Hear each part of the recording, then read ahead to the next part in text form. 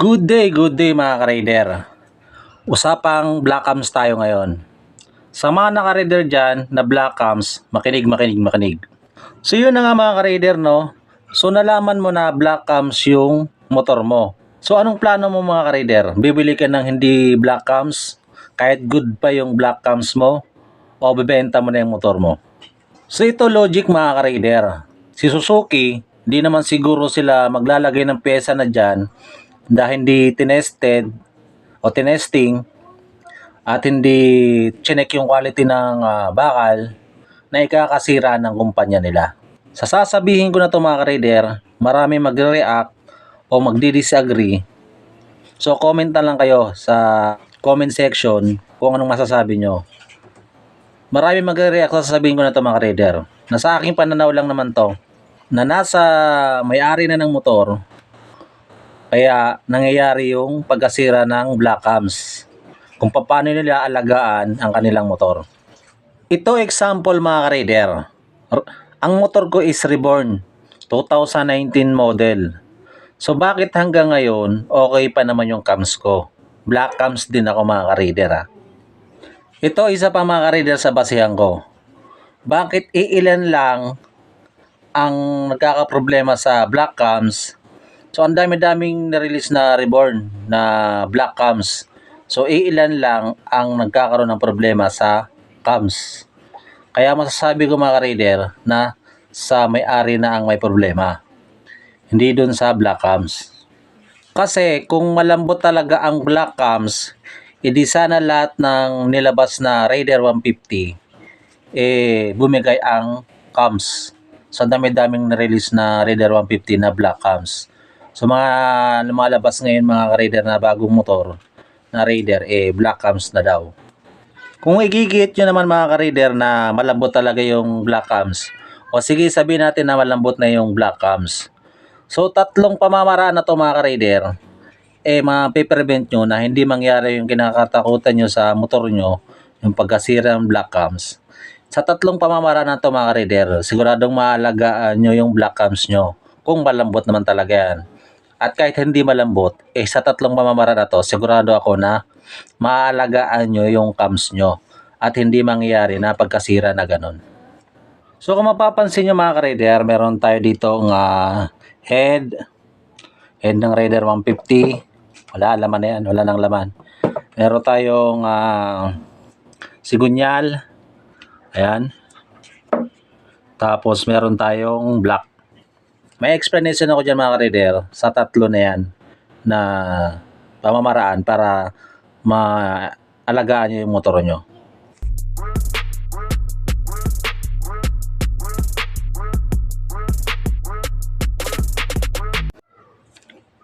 So umpisa natin mga ka-raider. Unang-una mga ka-raider is yung paggamit nyo ng langis. So kung nakalagay sa manual nyo mga ka-raider is 10W40. Yun ang sundin nyo. Kasi mga ka-raider, kapag malapot yung langis, nahihirapan siya mag-circulate bago tumaas. Nahihirapan siya mag-circulate yung malapot na langis sa head nyo. Unless malabnaw na langis yung 10W40, aangat agad siya. Malulubricate niya agad yung parte ito ng mga head. Dito, yung cams. Kapag malapot mga ka-raider, matagal niya bago maabot itong head. Pero mga ka-raider, kapag long ride naman, mas maganda yung malapot o mas mataas yung viscosity ng langis. Kasi mga ka-raider, long ride yun, hindi lalabnaw agad yung langis. Kumbaga may lapot pa rin. Pero maganda na mga ka-raider, ipainit nyo ng maigi bago kayo sumabak sa long ride, bago kayo tumakbo. At isa pang benefits mga ka-raider ng paggamit nyo ng tamang langis. Kung anong langis na sa manual, yun ang sundin nyo. Ito mga ka-raider. Ito Raider 150. Sigunyal. Kung napapansin nyo mga ka-raider, napakaliit niyan, napakaliit. Di katulad sa mga Rusi, malaki ang butas niya. Kaya karamihan sa mga Rusi, hindi agad-agad nasisira ang kanilang sigunyal. Hindi agad nasisira yung bearing dito. Kasi mga rider, sa mga Rusi, kung napapansin nyo, hindi agad nasisira yung sigunyal nila. Kasi malaki yung butas dito mga ka-rider. Hindi katulad dito sa Raider 150, nakikita nyo. Napakaliit, 2mm yata nito. So ito mga ka-rider, ayan o. Sa sample lang ko mga ka-rider, kasi itong butas na yan, rumerekta yan sa rad. Ito mga ka-rider.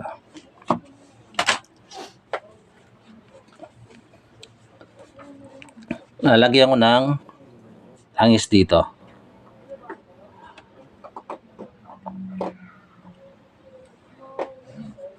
So yan mga ka-rider, ayan o. Ayan, di ba? Yan. Yan yung naglo-lubricate mga ka-rider sa ating sigunyal. Sa rad. Ayan, yung bearing dyan. So mga ka-rider, pag gumamit ka ng malapot na langis, maliit nga to, mahirapan siya, matagal niya maabot itong rad na to. Connecting rod, matagal niya maabot. Kaya kadalasan mga ka-rider, nasisira yung bearing dito. Ayan o.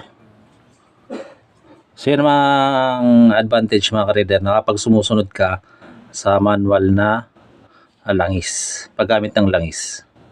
At ang pangalawa mga ka-rider, yung halimbawa, pumasok ka sa trabaho, 8 hours ka sa kumpanya, tapos uwian na. Pagka-start mo kaagad ng motor mo, takbo ka na kaagad. Tinakbo mo na agad. So, maling-mali yun mga ka-rider. Dapat, pagka-start mo ng motor mo, hayaan mo muna siya, wag mo munang patakbo. Kasi mga ka-rider, hindi pa naabot ng maigi, nalulubricate itong head natin. Lalo na yung mga dito mga ka-rider. Kaya mong lubricate muna ng langis yung buong head mo. Painitin mo na muna ng maigi mga ka-rider bago ka tumakbo. Isa rin yun mga ka-rider sa pagiging dahilan kaya yung black cams nagkakaganon. Sa umaga ganun din. Painitin mo muna bago mo ipatakbo o gamitin. Kasi mga ka-rider, mga karamihan na papansin ko lalo na sa kumpanya ko, pagka start na ng motor, takbo na agad sila. Baga wala silang pakialam parang ano yun mga ka-rider kagigising mo lang, bagong gising ka, tatakbo ka kagad. Di ba wala ka pa sa kondisyon? Ganun din yung motor mga ka-rider. Baga warm up po muna para yung langis mag-circulate. Baga sa tao, para yung dugo mo umano muna sa'yo bago ka tumakbo. Diba? Ang tao nga mga ka-rider nagkakape muna bago mag-jogging, di ba? So ganun din mga ka-rider, warm up muna yung motor mo bago mo patakbuhin. Simpleng pamamaraan mga ka-rider, pero akala mo wala lang, pero malaking epekto nun mga ka-rider para maalagaan mo ng maigi yung motor mo. At ito na mga ka-rider, pangatlo na tayo. Ang pangatlo mga ka-rider yung tamang pag-change oil mo. Minsan kasi mga ka-rider, sobrang tipid mo. After 2,000 ka na nag-change oil. So, ganun mga ka-rider. Kada 1,000 mga ka-rider, change oil ka na. Huwag mong tipirin mga ka-rider yung motor mo sa langis. Kasi kapag tinipid mo ng tinipid mga ka-rider yung motor mo sa langis, malaking gastos ang kapalit yan. May kapalit yan mga ka-rider. So, every 1,000 mga ka-rider, change oil ka na. Pwede naman 1,2 siguro ganyan. 1,200 kilometers. Change oil ka na. So, ayun mga ka-rider, wag mo nang hayaan na kulay itim na yung langis mo bago ka mag-change oil. Kasi epekto ng mga ka-rider, syempre sa loob ng makina natin, maraming aribaba yan So, mga bakal ang kikiskisan yan Yung langis, nagkakaroon ng mga aribaba yan. Baga maliliit na parte na napipingas sa mga bakal sa loob ng makina. Yung maliliit na parte na yun mga ka-reader, parang gabuhangin na parte ng bakal, sumasama yun sa langis. Kahit na may pang ano na tayo, may oil filter tayo, meron pa rin yung maliliit na lumulusot. Lalo na yung bihira magpalit ng oil filter o titipid ka rin sa oil filter. May lulusot dyan, mapupunta sa head. Tapos, ito mga ka-reader. Kaya andito tong piston na to Siyempre, kapag marami ng aribaba, ang parang buhangin na gakaskas galing sa bakal, sisirain din to mga ka-reader. So, kung matagal ka bago magpalit ng langis, so itong piston o block, sisirain yan mga ka-reader. Magkakaroon niya ng gasgas. Sanhi ng pagkasira ng block mo, mag-uusok. So yun mga ka-reader. Ang sekreto ng motor mga ka-reader para tumagal is number one is yung langis. Dapat kung kailangan mo na naka-schedule ka na magpalit na ng langis, magpalit ka na. Huwag mo nang gawin na after 2,000 kilometers doon ka magpapalit. Huwag mong tipirin mga ka-reader.